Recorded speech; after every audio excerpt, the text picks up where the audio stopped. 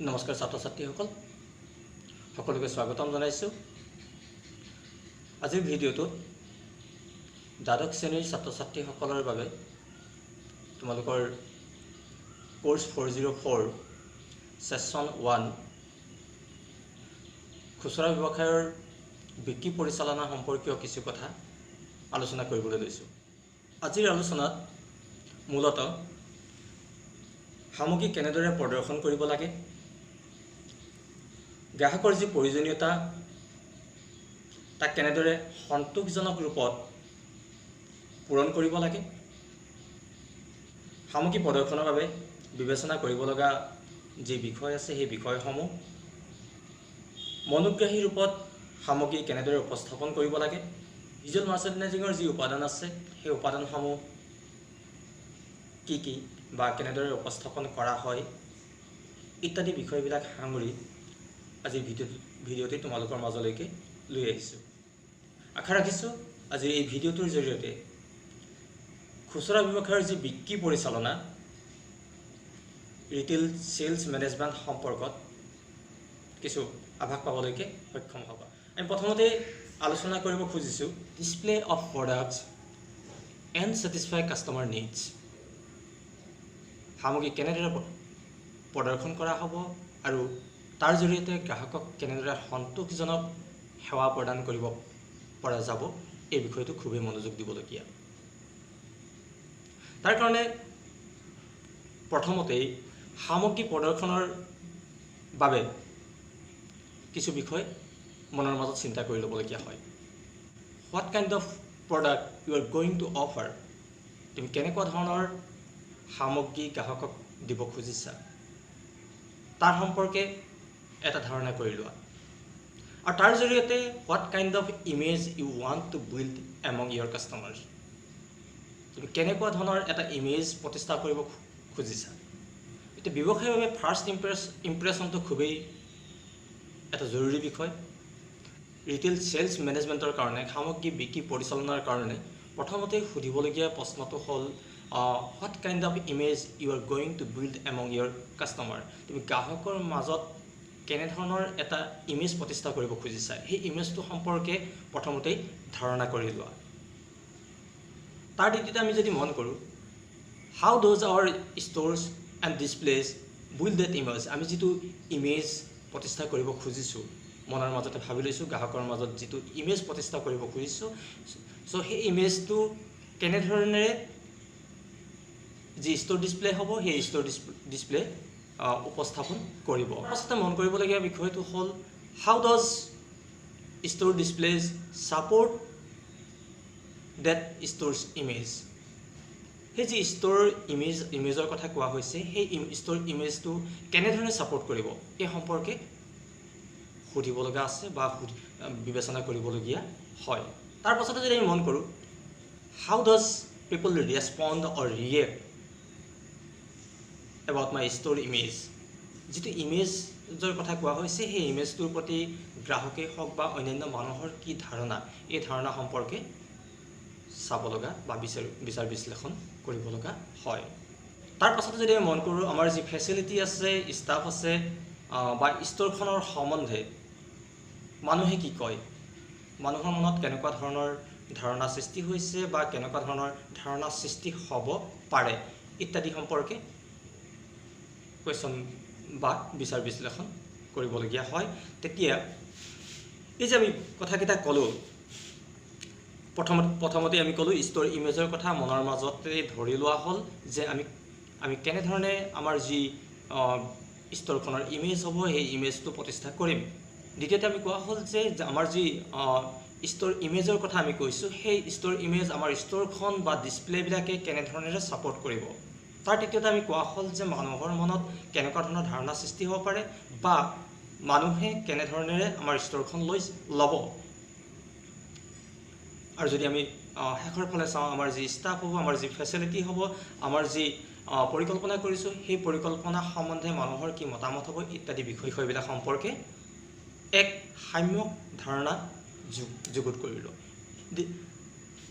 এই গোটেই বিষয়খিনি ধাৰণা হিচাপত কোৱা হৈছে যে প্ৰথমতে আমি যেতিয়া সেলছ মেনেজমেণ্ট কৰিবলৈকে যাম, বিক্ৰী পৰিচালনা কৰিবলৈ যাম তেতিয়া কিন্তু এই গোটেইকেইটা বিষয় সম্পৰ্কে এটা ধাৰণা বা সাম্যক পৰিকল্পনা প্ৰথমতেই কৰি ল'ব লাগিব।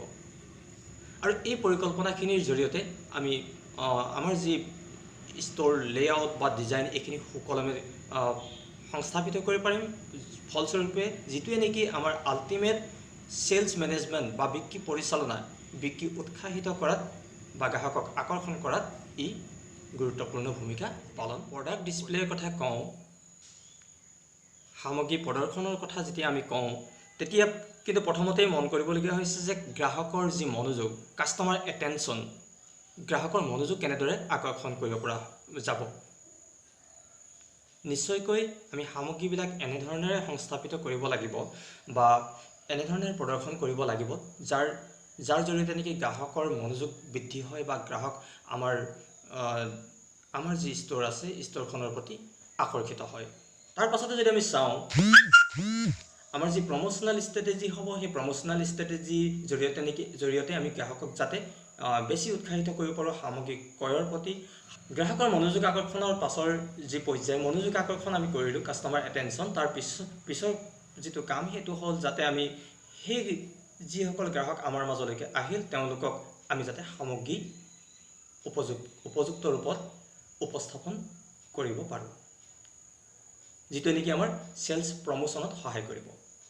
তাৰ পাছতে মন কৰিবলগীয়া কথাটো হ'ল আমাৰ যিবোৰ শ্ল' মুভিং প্ৰডাক্ট আছে, যিবোৰ নেকি খুব কম পৰিমাণে বিক্ৰী হয়, তেনেকুৱা ধৰণৰ প্ৰডাক্টবিলাক যাতে আমি এটা হাই মুভিং প্ৰডাক্টলৈকে লৈ যাব পাৰোঁ বা বেছি বিক্ৰী হোৱাৰ স্থানলৈকে লৈ যাব পাৰোঁ, তাৰ প্ৰতি কিছু পদক্ষেপ গ্ৰহণ কৰিব লাগিব, যিটো নেকি আমাৰ চেলছ মেনেজমেণ্টৰ কাম। এই গোটেইখিনি কৰাৰ মূল কথাটোৱেই হ'ল ইনক্ৰিজ চেলছ, যাতে বিক্ৰী বৃদ্ধি কৰিব পৰা যায়। চেলছ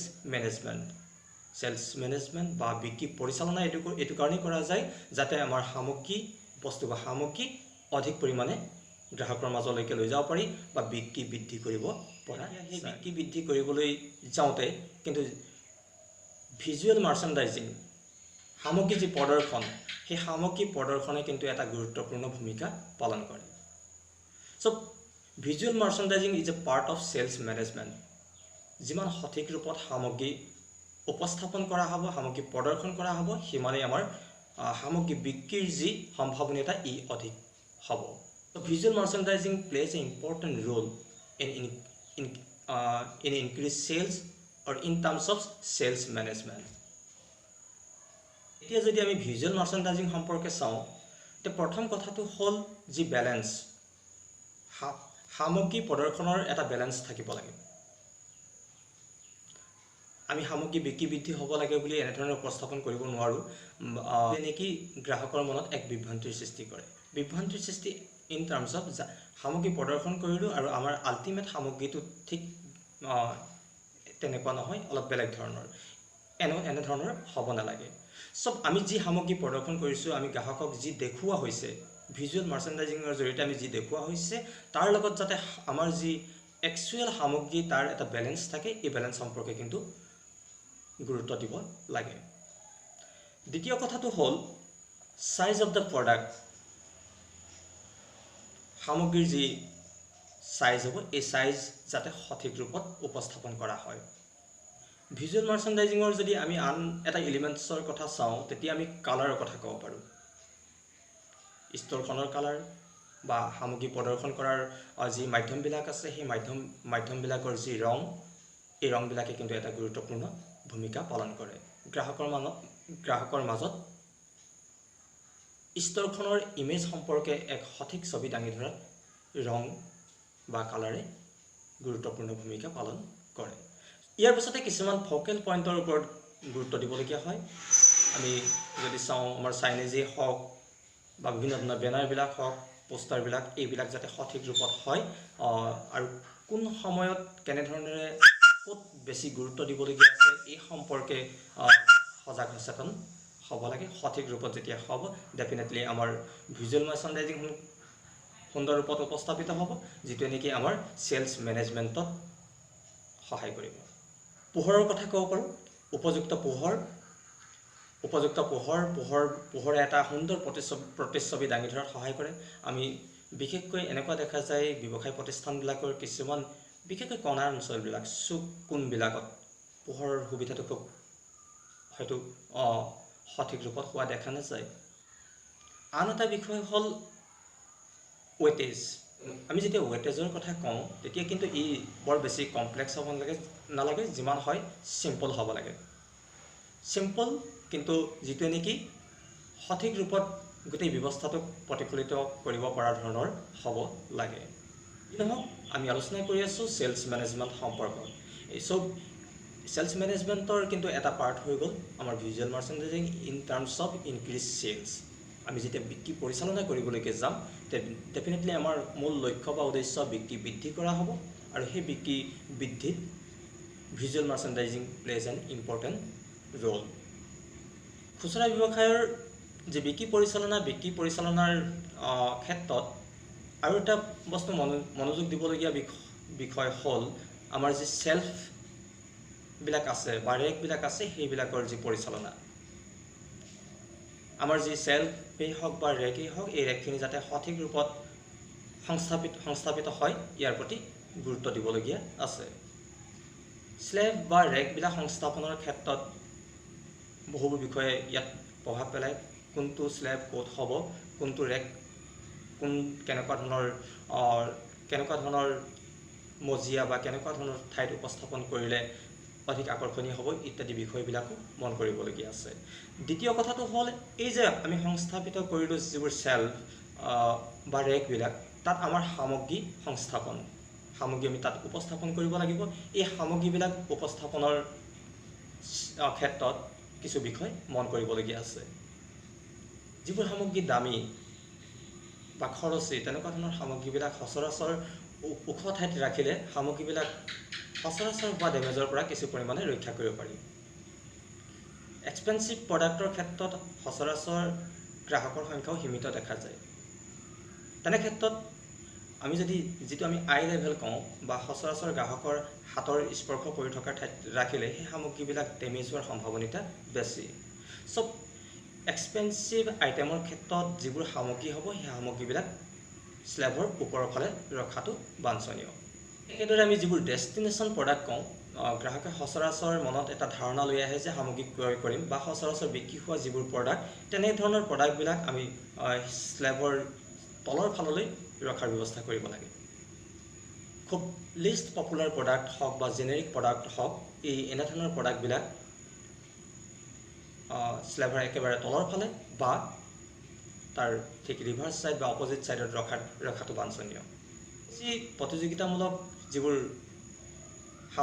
বস্তু বা সামগ্ৰী আছে তেনে কম্পিটিটিভ প্ৰডাক্টৰ ক্ষেত্ৰত কিন্তু সেই প্ৰডাক্টবিলাক যতদূৰ সম্ভৱ গ্ৰাহকৰ আই লেভেলত ৰখাটো ভাল।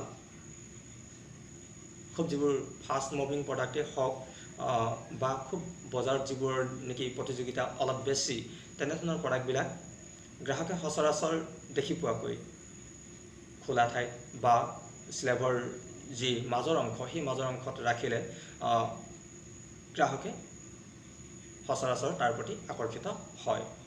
প্ৰমোচনেল ষ্ট্ৰেটেজিৰ ক্ষেত্ৰত আৰু কিছু কথা আছে যে নতুন প্ৰডাক্ট আমি কেনেধৰণেৰে উন্নীত কৰা হ'ব বা এক্সিষ্টিং যি প্ৰডাক্ট আছে এক্সিষ্টিং প্ৰডাক্টৰ যি ব্ৰেণ্ড সেই ব্ৰেণ্ড কেনেদৰে বেছি ভাল কৰিব পৰা যায় বা নতুন প্ৰডাক্টৰ পজিশ্যনিং সম্পৰ্কেও কিছু কথা আছে। এই কথাও আমাৰ যেতিয়া চেলছ মেনেজমেণ্টৰ ভিতৰলৈকে আনো তেতিয়া এই কথাবিলাকো তাত ঠাই পায়। আমি ছেগমেণ্টেশ্যনৰ কথা ক'ব পাৰোঁ যে ছেগমেণ্টেশ্যনৰ জৰিয়তে কেনেধৰণেৰে চেলছ মেনেজ কৰা যায় বা চেলছ প্ৰমোশ্যন কৰা যায় এই এনেধৰণৰ বিষয়বিলাকো আলোচনাৰ মাজলৈকে আহে। যি নহওক ব্ৰেণ্ড প্ৰমোশ্যন বা চেলছ প্ৰমোশ্যনৰ গোটেই বিষয়বিলাক আজিৰ ভিডিঅ'টোত সামৰি ল'ব খোজা নাই। আজিৰ ভিডিঅ'টোৰ জৰিয়তে আমি মাথোন চেলছ মেনেজমেণ্ট সম্পৰ্কীয় কথাখিনি আলোচনা কৰিব খুজিছোঁ। চেলছ প্ৰমোশ্যনে কিন্তু ইনডাইৰেক্টলি আমাৰ যি চেলছ মেনেজমেণ্ট ইয়াৰ লগত জড়িত হৈ থুলমূলকৈ ষ্ট'ৰ প্লেনিং এণ্ড লেআউটৰ কথা চাওঁ তেতিয়া আমাৰ যি প্ৰতিষ্ঠানৰ পৰিকল্পনা আৰু লেআউট ঠিক এনেধৰণে কৰিব লাগে যাৰ জৰিয়তে নেকি গ্ৰাহকৰ অধিক আকৰ্ষিত কৰিব পৰা যায়, গ্ৰাহকৰ মনোযোগ আকৰ্ষণ কৰিব পৰা যায়। আৰু তাকে কৰিব যাওঁতে আমি গ্ৰাহকক আমি বিচৰা ধৰণেৰে কিছু টেকনিক ল'বলগীয়া হয়। কনজিউমাৰ প্ৰডাক্টৰ কথা যদি চাওঁ, ব্ৰেড হওক, গাখীৰ হওক ইত্যাদি যিবোৰ সামগ্ৰী আছে, সচৰাচৰ মানুহে এটা পৰিকল্পনা কৰি ক্ৰয় কৰিবলৈকে আহে। আৰু তেনেকুৱা সামগ্ৰীবিলাক যদি আমি প্ৰতিষ্ঠানৰ সন্মুখভাগৰ পৰিৱৰ্তে যদি শেষৰ ফাললৈকে ৰখাৰ এটা ব্যৱস্থা কৰোঁ, তেনে ক্ষেত্ৰত গ্ৰাহকসকলে সেই সামগ্ৰীটো ক্ৰয় কৰিবলৈ অট'মেটিকেলি তালৈকে যাব লাগিব। ফলস্বৰূপে কি হয়, তেওঁ এই গ্ৰাহকজন যে সোমাই গ'ল, আল্টিমেট অলপমান গাখীৰ ক্ৰয় কৰিবলৈ গ'ল বা কিছু ব্ৰেড ল'বলৈ গ'ল, কিন্তু সেই কামটো কৰিব যাওঁতে তেওঁ অন্যান্য কিছুমান সামগ্ৰীও চকুত পৰিল।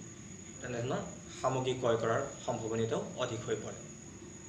ইম্পালছ সামগ্ৰীবিলাক সচৰাচৰ এনেকুৱা কিছুমান ঠাইত ৰাখিব লাগে যাতে নেকি গ্ৰাহক তাক ক্ৰয় কৰিবলৈ অট'মেটিকেলি উদ্বুদ্ধ হয়। উদাহৰণস্বৰূপে আমি যদি চাওঁ, কিছু চকলেট, চিপছ বা পুতলা জাতীয় সামগ্ৰী এইবিলাক যদি কেছ কাউণ্টাৰৰ ওচৰতে ৰখা যায়, তেনে ক্ষেত্ৰত গ্ৰাহকে যেতিয়া বিল পে' কৰিবলৈকে আহিব, তেতিয়া সেই সামগ্ৰীবিলাক দেখা পাব আৰু হঠাতে কিবা এটা চিন্তা কৰি তেওঁ সেই সামগ্ৰীটো ক্ৰয় কৰি লোৱাৰ সম্ভাৱনীয়তা থাকে। গ্ৰছাৰী আইটেমৰ ক্ষেত্ৰতো যদি আমি চাওঁ, গ্ৰছাৰী আইটেমবিলাক আমাৰ যি প্ৰতিষ্ঠানৰ শেষৰ ফালে ৰাখিলে তাৰ পৰা এটা লাভ কৰিব পাৰি। ঠিক এনেধৰণৰ হয়। গ্ৰছাৰী আইটেমৰ ক্ষেত্ৰত যদি আমি মন কৰোঁ যে গ্ৰাহকসকলে গ্ৰছাৰী কিনিবলৈ আগতীয়াকৈ কিছুমান তালিকা প্ৰস্তুত কৰি লয় বা মনৰ মাজত ভাবি লয় আৰু ঠিক সেই সামগ্ৰীটো ক্ৰয় কৰিব খোজে।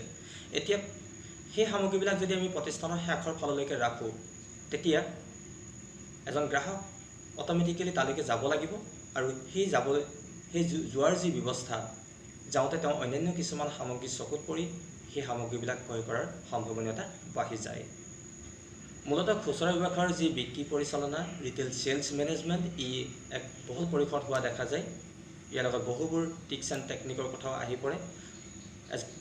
কিন্তু এজন সফল ব্যৱসায়ীৰ কাৰণে এই যি চেলছ মেনেজমেণ্ট খুবেই প্ৰয়োজনীয়।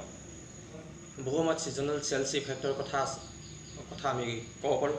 ঠিক একেদৰে effective use of in display, আৰু অতিৰিক্ত যি কাষ্টমাৰ নিডছবিলাক কেনেদৰে ক্ৰিয়েট কৰিব পৰা যায়, তাৰ লগত চেলছ মেনেজমেণ্ট জড়িত হৈ আছে। মূলতঃ খুচুৰা ব্যৱসায়ৰ যি বিক্ৰী পৰিচালনা, ৰিটেইল চেলছ মেনেজমেণ্ট, ই এক বহল পৰিসৰত হোৱা দেখা যায়।